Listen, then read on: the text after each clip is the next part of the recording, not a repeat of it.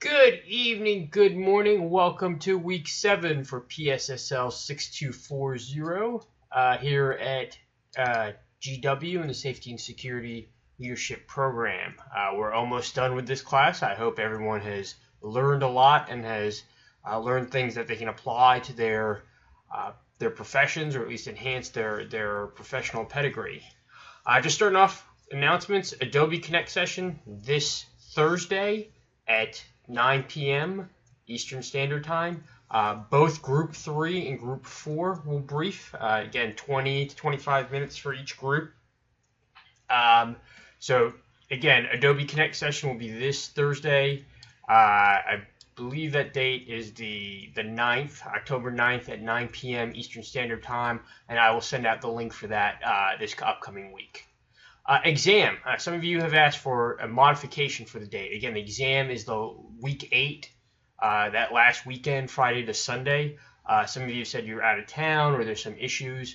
Please let me know now what date you can take it so I can open it up for that date. The one thing I ask is that you're on your integrity on that. If you don't get the exam, and then share it with your classmates. So that exam is meant to be taken alone. And I'll talk more about the exam in a second. So just going on to kind of current events. We don't talk about current events too much in this class, unfortunately. And a lot has been mentioned about Ebola. And I think that's a pretty big issue. And I want you to kind of follow the news. And I want you to follow how professionals explain a public issue to the public, or how the professionals, health officials, explain this to the public. And as for those of you who don't know, Ebola case was found in Texas on Wednesday, and there's been a lot of calming down, and there's been a lot of good things you've seen on the news and a lot of bad things you haven't seen on the news. And I just want you to, when you're watching the news, is to focus. Okay, how do they explain it? How do they reassure the public? How do they explain it to a governor? How does a governor of a state who has no medical knowledge background, how does he be able to calm a state down and explain all the effects of Ebola? So watch for that as we continue on in the next week or so. I think that'd be very, very interesting how this kind of plays out. So getting back to review of last week, 9/11 intelligence failure, some great comments. Almost everyone said that 9/11 was an intelligence failure.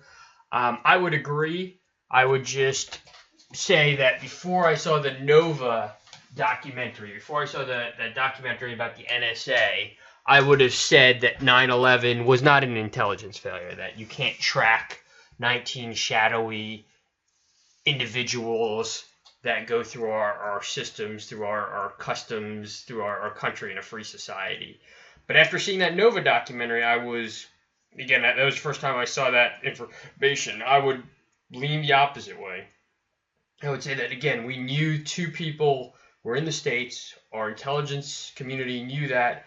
They were not watch listed. They were not watched further by the FBI. They were not analyzed further. They were not put on a no-fly list. They were not scrutinized when they got boarding passes or visas. So I would say, yes, it is an intelligence failure based on those issues. And I think most people said something along those lines. And I went into detail on the lecture. I'm not going to rehash it here. Then you go into the continued failures, and you ask, you guys saw the BBC documentary on the underwear bomber, and why do we have those continued failures? Many people say it's these things: lack of resources, lack of manpower. I don't agree. I think we've invested enough, we've invested enough into the intelligence community, and we have enough people in the intelligence community. I just think, again, there was either lack of coordination, and you might have seen that in the Fort Hood shooting, in the Boston attack, lack of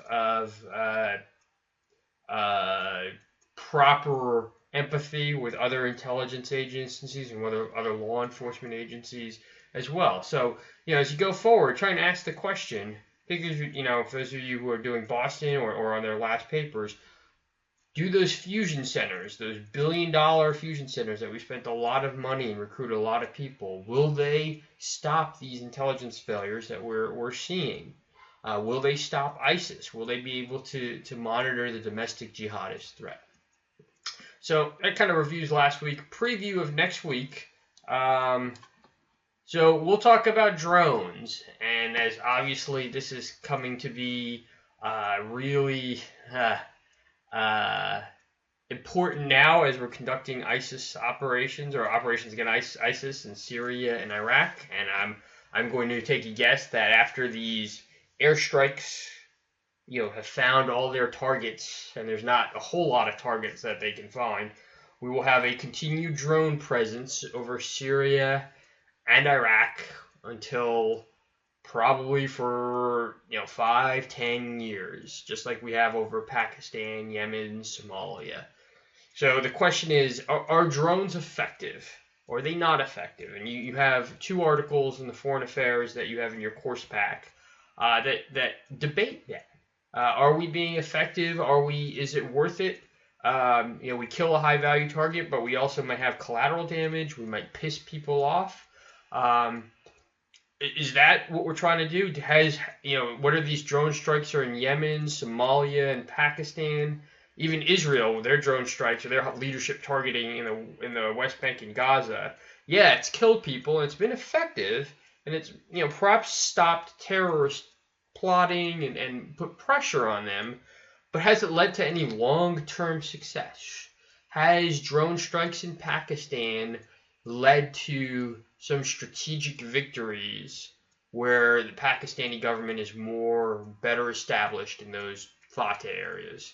Has killing Anwar al-Awlaki and leadership of Al-Qaeda in the Arabian Peninsula, has that been effective? There's just, again, things to think about. And then finally, the U.S. jihadi threat. Again, the domestic U.S. people, and that's, again, relevant, contemporary. We have Americans traveling to Syria. We have Americans traveling to Somalia. Americans have traveled to Pakistan. We've had Americans involved in attacks, whether it's Hassan or the Times Square bomber or the Fort Hood or the knuckleheads, the Tsarnaev brothers in Boston. Why are we seeing this? Why are we seeing Americans go over to Syria? Why are we seeing an influx in these radicalized elements right here on our U.S. soil? And the Congressional Research Service article does a pretty good job of that, and my lecture tries to cover that in depth. So that's a preview of Week 7. As promised, I just want to go on to the final. Final is going to be 2 sections, history and contemporary issues. There'll be 2 questions in the first section. You will answer one of those 2 questions, and those deal with the history, and I'll talk about the topics in a second. You will answer 2 of 3 questions in the second section. You have 3 hours to answer the 3 questions, about 500 words per question, so you'll be typing your fingers off. So again, 3 questions in all, 3 hours, 500 words per question. There will be no gotcha questions. It's not going to be like, what year did the FLN win in Algeria? That's not going to be a question on this exam. The questions are going to cover themes and larger issues in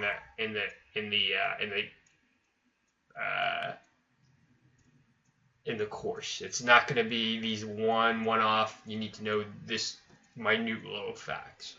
Just like your papers, have a strong thesis and then back it up with evidence.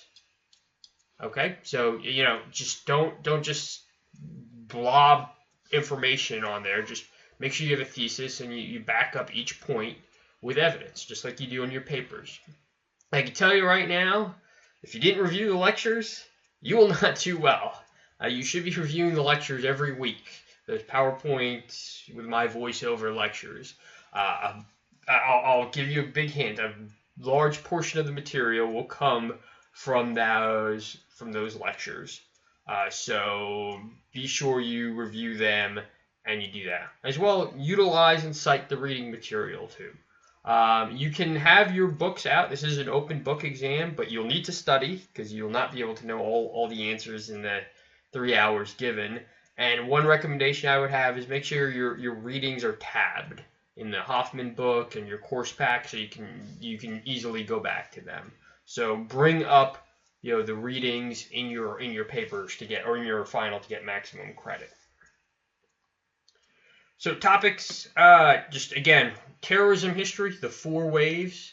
That's going to be a pretty big topic. We talked specifically of the 2 case studies in the lectures, the FLN and the Irgun. Know those case studies pretty well. Road to 9/11, and we kind of asked that question: short history versus the long history, and that was one of your questions for your exam, or one of your discussion questions. Was 9/11? Are we looking at the long arc of history back to the Crusades, to the Mandate period, or as Zakaria would say, the more recent history, the end of the 6-Day War and the 1979, the Russian invasion of Afghanistan. So that's going to be key, trying to answer that question. We go to terrorist finance, benefits, applications. Again, you saw the Napolini articles, and you saw the static PowerPoint lecture on terrorism finance. So that will be a critical point. 4 case studies, terrorism adaptation. Know those 4 case studies. You delved deeply into one. Your classmates delve deeply into others. Know all 4 of them. And know that chart, how terrorist organizations kind of adapted and understood through that adaptation cycle. On WMD terrorism, again, all these are key. I shouldn't put checkpoints in just a couple of them, but WMD terrorism. Know all those aspects of WMD terrorism. Know those case studies, Om Shinrikyo and Raj Nishi's. Comparative counterterrorism strategy. Lessons learned from other countries. Again, counterterrorism strategy, we had a section on that. We looked at Israel. We looked at the EU. You had the Professor Gora talk about India and talk about Spain and talk about Russia. Know again, the lessons learned from each of those countries. And then this week's topics, domestic jihadist threat. Again, you'll see that in this week about the rise of domestic jihadist threat and recommendations to defeat it. And then the high value targeting lecture that you'll see this week on how to, is it effective? Is it a tool? Is it a tactical tool? Is it a strategic effective? So know those topics about high value targeting. So with that being said, if there's any questions or issues, let me know, and I look forward to this week's discussion board.